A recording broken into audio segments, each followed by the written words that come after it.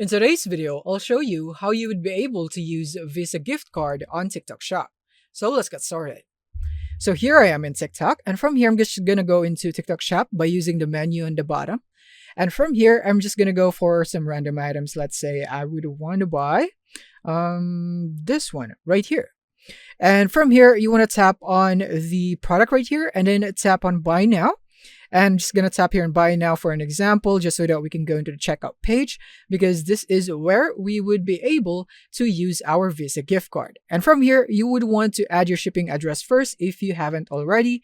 Once you're done, navigate into the payment method right here at the bottom. And basically, you just need to tap on add credit or debit card.